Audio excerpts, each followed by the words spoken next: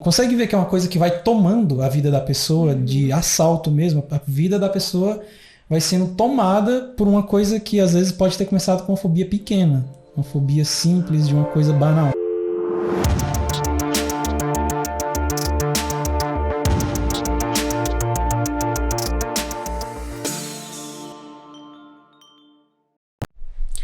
Olá, destemidos! Sejam muito bem-vindos ao podcast Acabe com a Fobia, onde discutimos as estratégias para acabar com a fobia. Eu sou Natânia Albuquerque. E eu sou Anderson Cuba. Anderson, me fala quando que a pessoa deve começar a acabar com a fobia? Qual que é o melhor momento, né? Sim, qual é o melhor momento, exatamente. Nossa, tem dois melhores momentos para a pessoa acabar com a fobia. Um é quando começa, digamos assim, a fobia está no comecinho, a pessoa está percebendo que aquilo ali já é um padrão fóbico. Todas as vezes que eu me exponho a isso daqui, eu estou tendo essas emoções absurdas, não me controlo, perco o controle.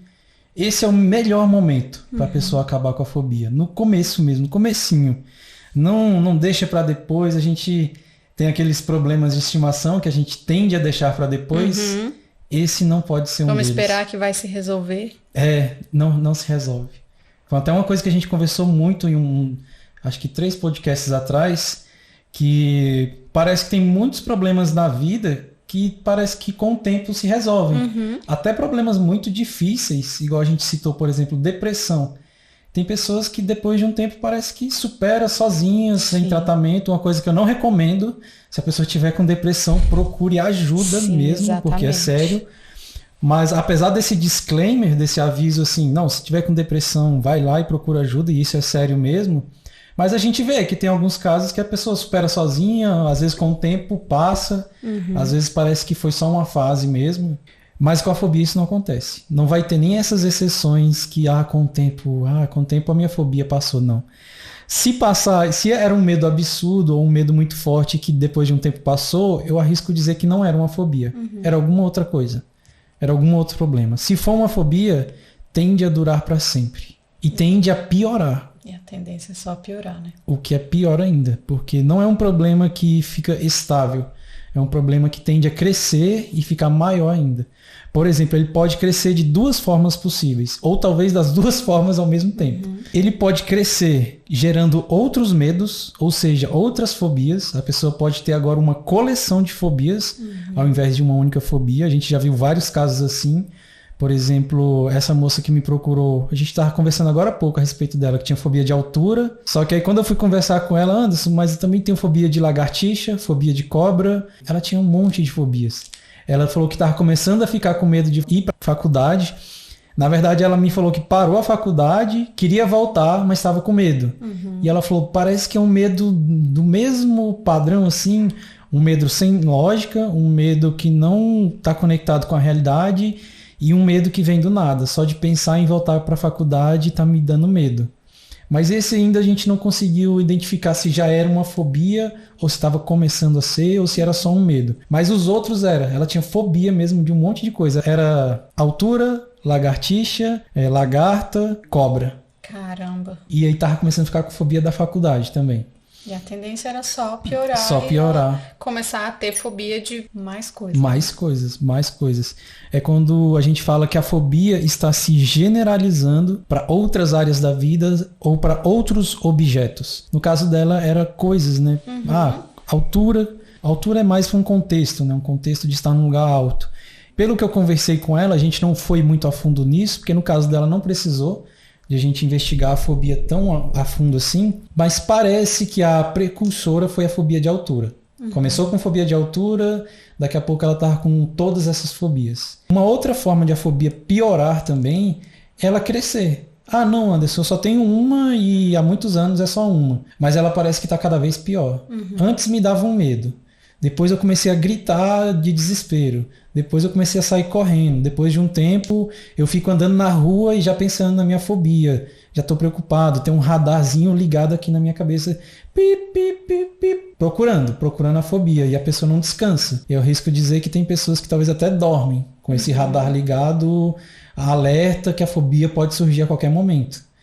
Consegue ver que é uma coisa que vai tomando a vida da pessoa, de assalto mesmo. A vida da pessoa vai sendo tomada por uma coisa que às vezes pode ter começado com uma fobia pequena. Uma fobia simples de uma coisa banal. Realmente a fobia tende a piorar e não é uma coisa para deixar para depois. Então o melhor momento para a pessoa acabar com a fobia é no começo, no comecinho. O primeiro melhor momento. O segundo melhor momento para a pessoa acabar com a fobia é agora. Principalmente agora, vou falar de duas formas. Agora, no seu agora que você está ouvindo isso, no seu agora que você realmente tomou consciência, não, o que eu tenho é uma fobia e eu preciso cuidar disso. Ou agora, pode ser também agora que existe esse podcast aqui. Sim. Para ajudar as pessoas. Porque quando eu comecei a procurar esse conteúdo, eu só achava, por exemplo, livros em inglês. Não tinha. Hoje já tem livros em português. Esses livros só tinham em inglês. Professores só nos Estados Unidos. Tinha pouquíssimo material. Hoje existe um material riquíssimo. E a gente está discutindo esse material aqui, a gente está trazendo essas estratégias. Posso dividir dessas duas formas. Existem dois momentos. O melhor de todos para você acabar com sua fobia é quando começar. E o segundo melhor momento é agora. É agora, não deixe para depois, nem para amanhã. Vamos correr atrás de acabar com isso agora. Sim. Anderson, saber há quanto tempo a fobia começou é importante? É fundamental? Odeio dar esse tipo de resposta, mas essa depende. Sabe quando você faz a pergunta, a pessoa fala, depende. E nesse caso, realmente depende. Por exemplo, geralmente eu não vou atrás de saber a origem, quando começou a minha fobia, qual é a causa da minha fobia. Eu não fico muito preocupado com isso, não. Eu estou tentando criar uma metáfora aqui. Depende do tipo de caminho que a pessoa quer tomar. Imagina que você quer fazer uma viagem e você quer ir de Brasília para São Paulo. Você tem pelo menos as duas formas mais assim, óbvias. Você pode ir de carro ou pode ir de avião. Qual que é melhor? Depende.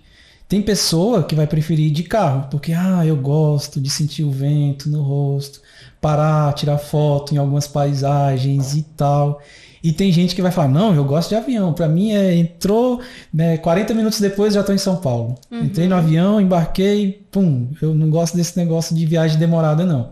Tá vendo que depende do estilo da pessoa, do perfil da pessoa? Tem aquela pessoa que gosta da estrada, de pegar a estrada e viajar e quer fazer uma viagem longa mesmo e curtir daqui.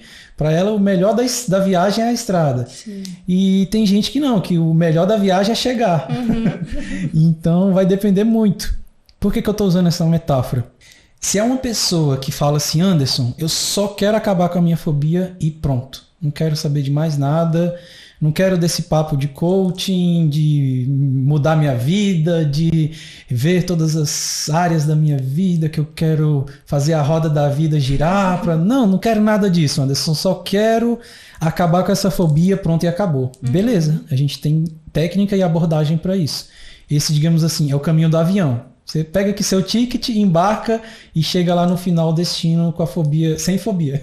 O destino final acabe com a sua fobia. Essa é a viagem de avião. Avião a jato ainda. A pessoa quer acabar com a fobia dela em 1 hora. E tem método para isso. Mas tem aquela pessoa que fala, Anderson, já que eu vou entrar num processo para resolver esse meu problema, eu quero resolver logo tudo. Eu quero, dar uma geral na vida. Fazer uma faxina. Fazer uma faxina, isso. Limpar tudo. Eu quero tirar a poeira debaixo do tapete. Quero trocar esse sofá velho aqui. Quero casa limpa e novinha. Beleza, também tem. Se a pessoa tá com essa disposição de fazer uma jornada maior, de, caramba, ir lá atrás. Caramba, onde é que será que começou essa fobia? Tem gente que não sabe. Tem gente que sabe. Tem pessoas que vão dizer assim, não, eu sei exatamente. Foi tal dia. Depois de tal dia eu sofri um acidente de carro e fiquei com fobia de carro. Não, teve tal dia que eu quase caí de um lugar alto e fiquei com fobia de altura depois disso. Tal dia eu me afoguei no mar e depois disso fiquei com fobia de água, não consigo entrar nem em piscina. Tá vendo que a pessoa tem um marco? Ela fala, não, daqui pra frente a minha vida mudou e eu fiquei com essa fobia. Mas tem muitas pessoas que não têm. Não tem esse marco, a pessoa... na verdade é bem corriqueiro as pessoas me falarem, Anderson, eu não sei onde isso começou. Eu me lembro de ter essa fobia. Eu me lembro de isso estar impactando a minha vida, atrapalhando, mas eu não lembro de quando começou. E aí que eu falo que a pessoa fazer essa viagem, voltar na origem da fobia, voltar, pesquisar, saber, isso vai passar por exemplo, vai passar pela vida. Né? Imagina a sua vida como se fosse um filme. Então você está rebobinando esse filme, voltando lá no começo da história. Só de passar esse filme de trás para frente, olhando para trás, a gente cria essa perspectiva de afastamento da própria vida. Peraí, deixa eu... Como se eu subisse em um monte e agora eu estou olhando de cima para baixo, observando a minha vida. É um exercício que chama... de vez em quando eu gosto de soltar uns termos, apesar de evitar, de vez em quando eu vou soltar uns termos técnicos aqui para vocês. Isso a gente está segmentando para cima. Esse exercício de... imagine que você está num lugar alto, observando sua própria vida. Isso cria um distanciamento, a pessoa desapega emocionalmente de observar a própria vida e consegue olhar para os eventos traumáticos da própria vida sem sofrer. Então a gente segmenta para cima e tem gente que chama também, por exemplo, isso de desassociação. Principalmente se você se afasta da sua própria vida.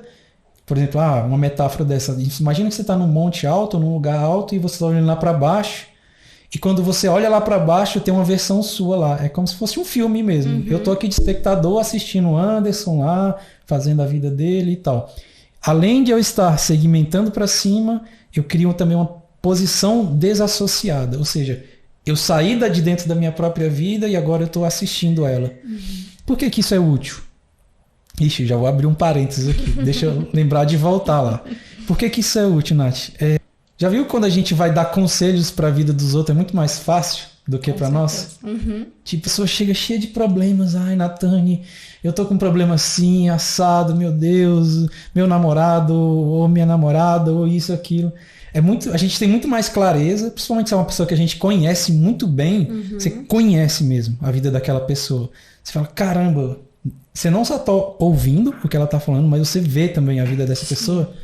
Você consegue ver até os pontos cegos que ela não está enxergando. Você fala, caramba, fulana ou minha amiga aqui está perdida nisso. Ela está falando isso, mas ela não está nem enxergando essas outras coisas aqui. Aí você vai dar um conselho preciso e a pessoa não segue, né? Ela vai lá e faz tudo errado. Mas percebe que você consegue ter muito mais clareza a respeito da vida das outras pessoas do que da sua própria vida. Do que da sua própria vida. Esse segmentar para cima, ou seja, estou olhando a minha vida mais de longe. E essa posição desassociada, ou seja, é como se eu virei um fantasminha, saí do meu próprio corpo e estou olhando lá agora o Anderson lá embaixo vivendo a vida dele. Isso cria esse efeito. Esse efeito de... É como se eu estivesse olhando para a vida de outra pessoa e não para a minha. Olha só. Por exemplo, voltando lá na pergunta. A gente não falou da pessoa lá que quer ir de avião e acabar com a fobia em um dia e pronto, não quer saber dessa conversa toda. Tá vendo isso? Esse exercício... Eu citei um exercício só. Fazer uma desassociação, se afastar da própria vida. Para acabar com a fobia não precisa disso.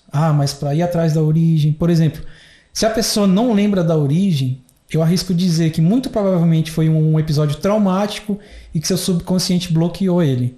Bloqueou da sua memória para você não lembrar daquilo, porque talvez seja uma lembrança muito dolorosa. Para acabar com a fobia, a gente nem precisa acessar essa dor toda.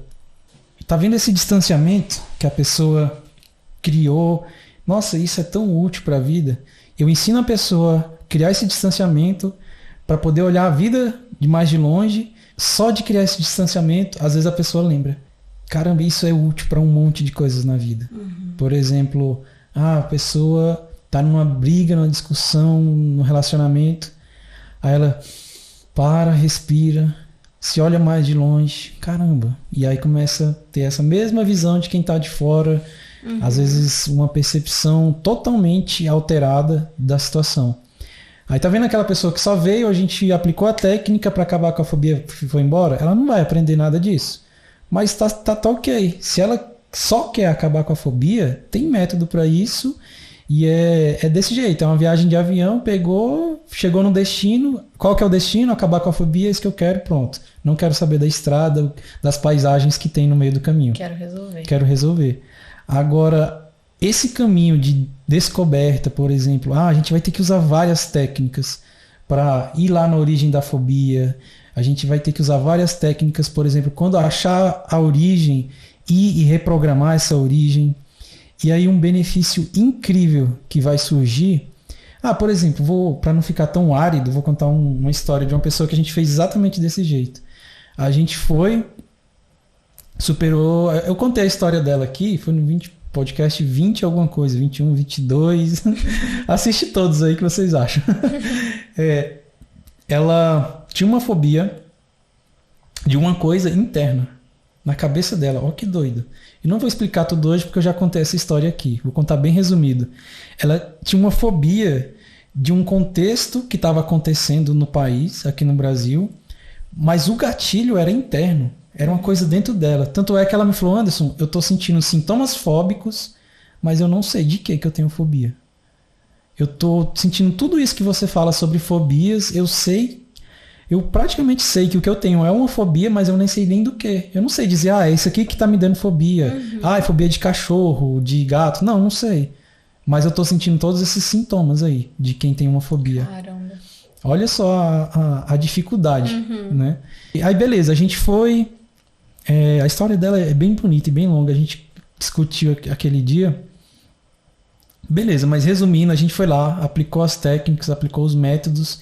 Enquanto a gente foi aplicando, a gente foi voltando em algumas histórias. Não precisa disso, tá?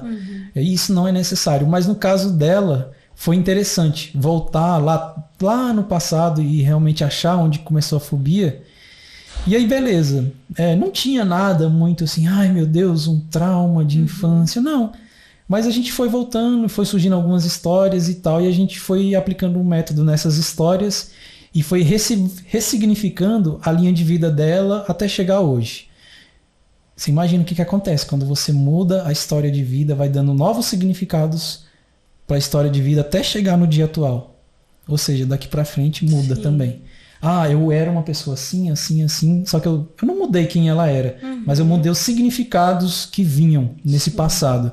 Quando você chega no seu dia atual, olhando para o passado de uma forma completamente diferente, o seu futuro vai ser completamente diferente. Se você ressignifica uma história traumática e pensa, nossa, coitadinho de mim, eu passei por aquilo, meu Deus, como eu sofri. E hoje você olha para aquilo, caramba, eu passei por isso e eu sobrevivi. Nossa, isso muda tudo. Muda tudo. Diferente, né? Uma pessoa que olha para trás e fala, tadinho de mim, eu passei por isso. E outra pessoa que passou pela mesma coisa e fala assim, caramba, eu passei por isso e sobrevivi. É totalmente diferente. Tá vendo que a história é a mesma? Sim, a gente só mudou o significado. E isso mudou tão profundamente para ela. Vou contar uma parte da história aqui para fazer sentido. Ela morou um tempo na Alemanha, quando criança ainda. Aí o que acontece quando a criança vai morar no exterior? Aprende o idioma, muito fácil. Né? Ela morou lá, aprendeu a falar alemão e depois voltou pro Brasil. Ela falou que esqueceu como falar alemão. E ninguém esquece um idioma. Ninguém esquece. Não tem como, não esquece. E ela esqueceu. Ela falou, Anderson, eu sei que eu sabia falar alemão, mas assim, eu já tentei pegar uns textos, algumas palavras eu lembro, mas é muito travado para mim. E eu lembro que eu falava fluidamente. A criança aprende, né? Não instala um idioma.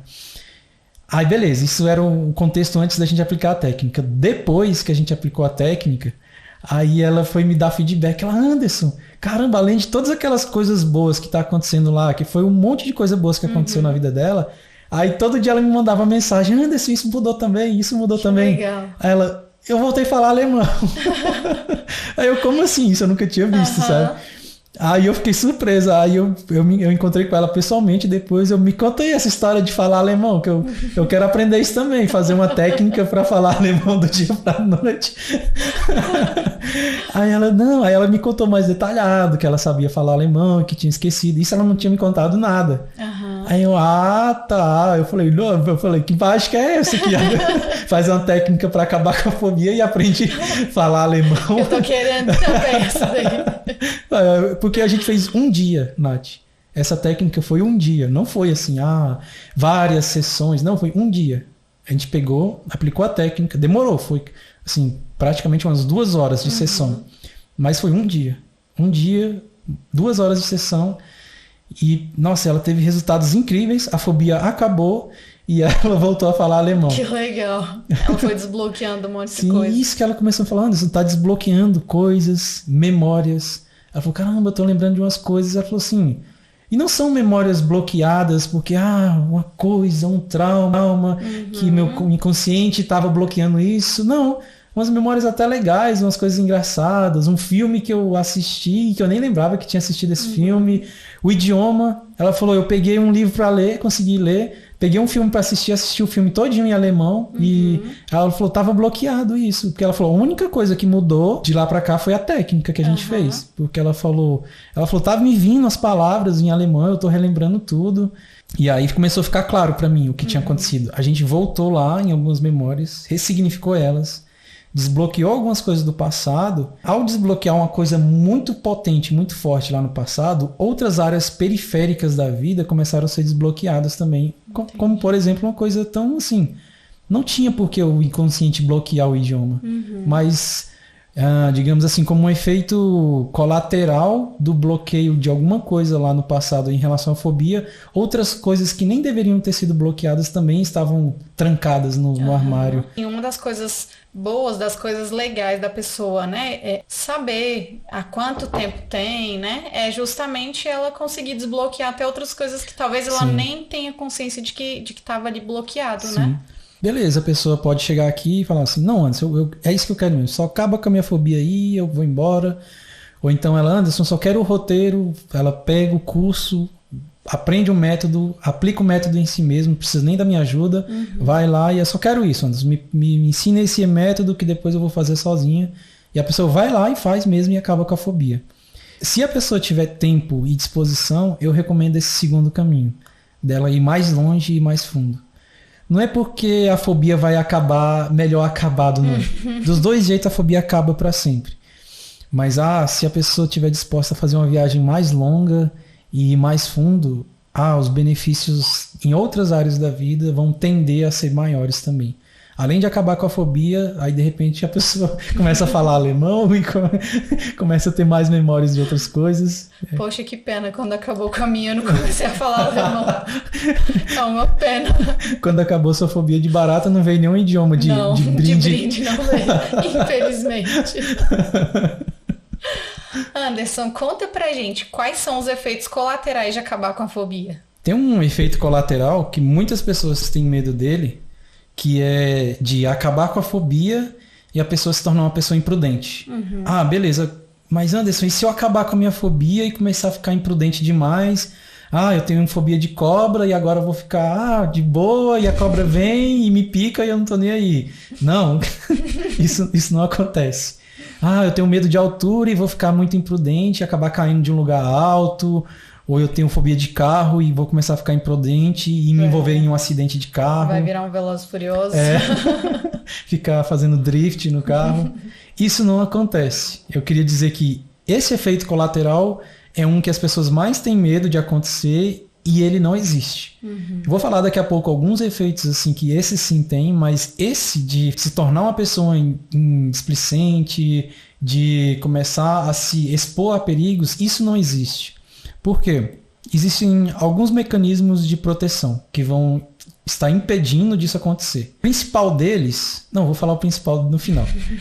Vou falar um mais óbvio, que é o que a gente faz deliberadamente na técnica. Primeiro a gente pergunta, de 0 a 10, quanto que é o seu medo? E aí a gente tem técnica de calibragem para a pessoa realmente responder, não, meu medo é um grau 10. É assim, tá batendo no teto aqui, eu fico para morrer. Só para deixar claro, de 0 a 10 10 é o pior medo possível...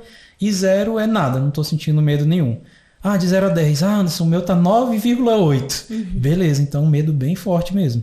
Calibramos e aí a gente deixa aí essa calibragem. Anota aqui, 9,8, pronto. Faz a técnica, faz as abordagens, reprograma a fobia, reprograma a resposta emocional, calibra de novo. Quanto que tá agora o seu medo? Se você estivesse agora diante do objeto da sua fobia, como que estaria seu medo? Anderson, agora parece que diminuiu.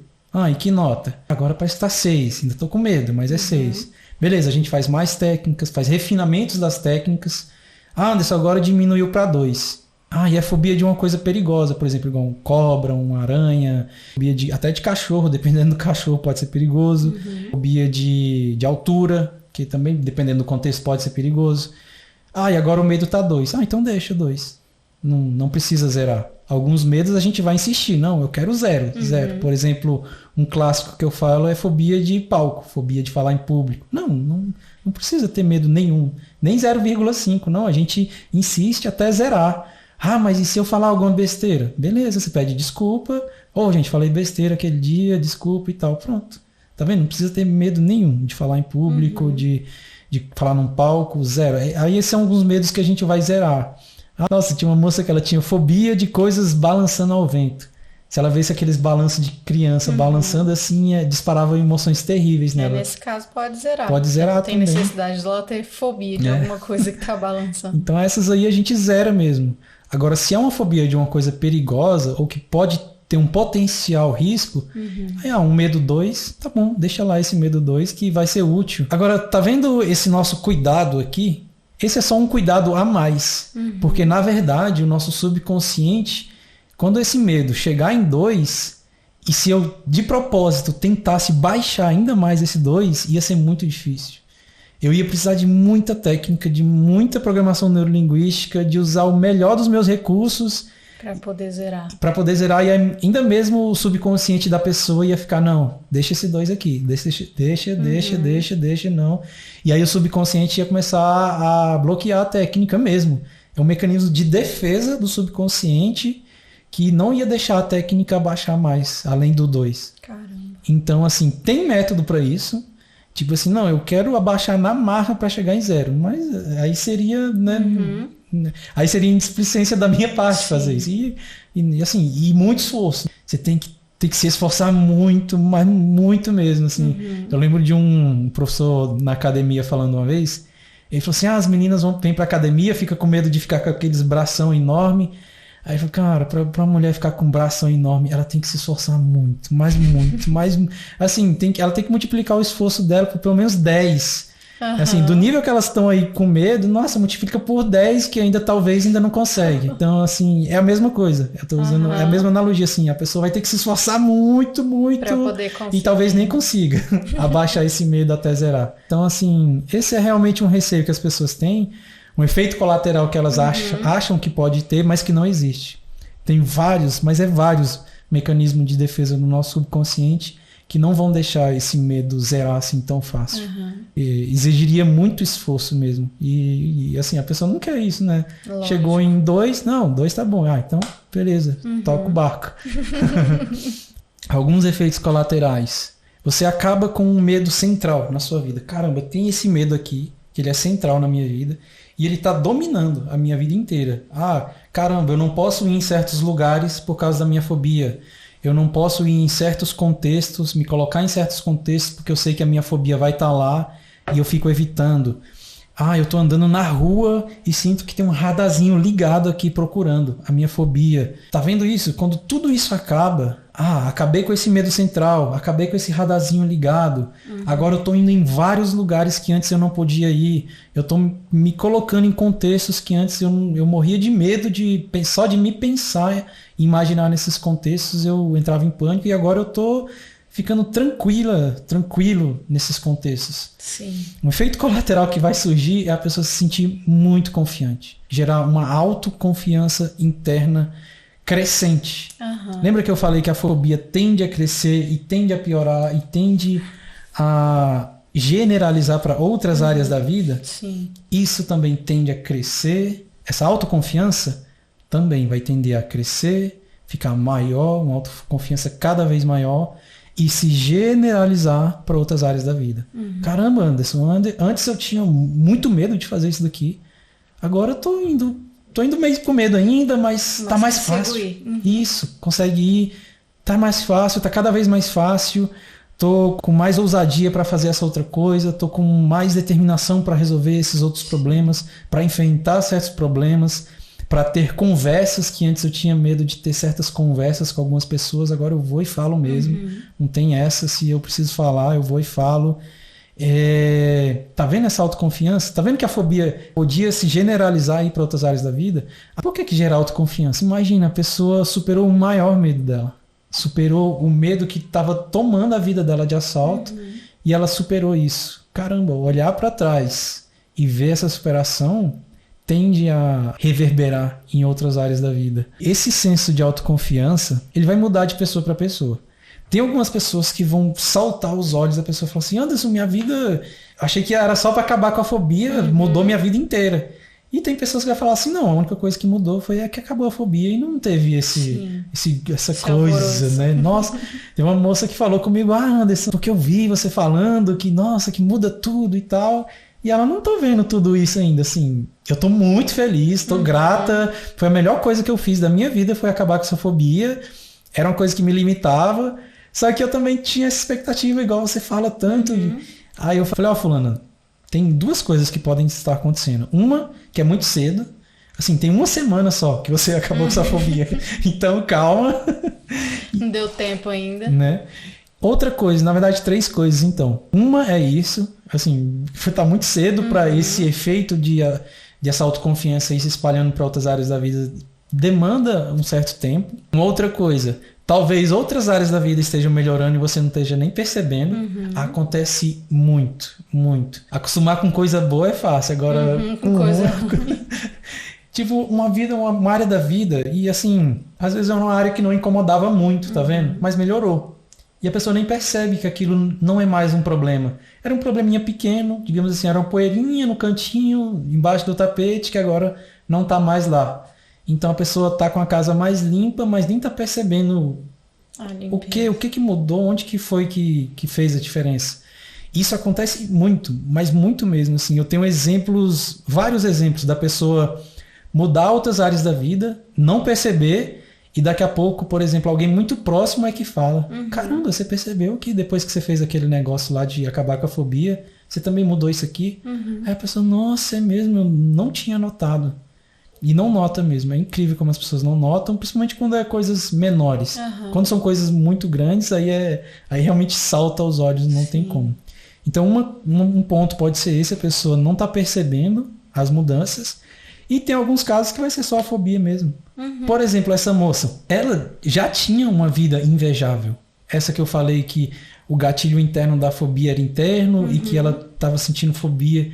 Ela já tinha uma vida invejável para muitas pessoas em várias áreas da vida. Uma pessoa saudável, uma pessoa com alimentação boa, uma pessoa que se alimentava muito bem. Ela, por exemplo, não tinha problema para se alimentar bem. Se ela visse uma pesquisa falando, parar de comer tal coisa faz bem. No outro dia ela já parava sem sofrer. Tá vendo? Uma pessoa com uma disciplina altíssima, uma pessoa com um salário altíssimo, ganhava super bem, ganha ainda, né? Uma pessoa que tem um cargo público e ganha super bem. Uma família linda, eu conheço a família dela inteira, eu conheço os filhos, o marido dela, uma pessoa incrível. Tá vendo? Uma pessoa com a vida invejável, então talvez não tivesse muitas outras áreas da vida para melhorar, além de ganhar um idioma de volta, de bônus. Então isso varia muito de pessoas para pessoa, mas nossa, é incrível como esses bônus vêm. Então vou chamar de efeitos colaterais positivos de acabar com a fobia. E um que todo mundo tem medo, que é de, ai meu Deus, aí eu vou ficar displicente e vou me expor ao risco. Isso não acontece. Não acontece. Muito bom. Você tem mais alguma coisa para falar? Tenho. Comente aqui embaixo quais outros medos ou quais outros receios que vocês têm em relação à fobia de vocês. E se eu acabar com a minha fobia, porque talvez eu não citei aqui. Cita aqui que aí eu vou comentar se tem mais alguma coisa que eu não falei. Curte o vídeo, que dá sorte para acabar com a fobia. E como sempre, continuem destemidos. É isso aí, galera. Compartilha esse vídeo, compartilha o material. Até mais. Tchau, gente.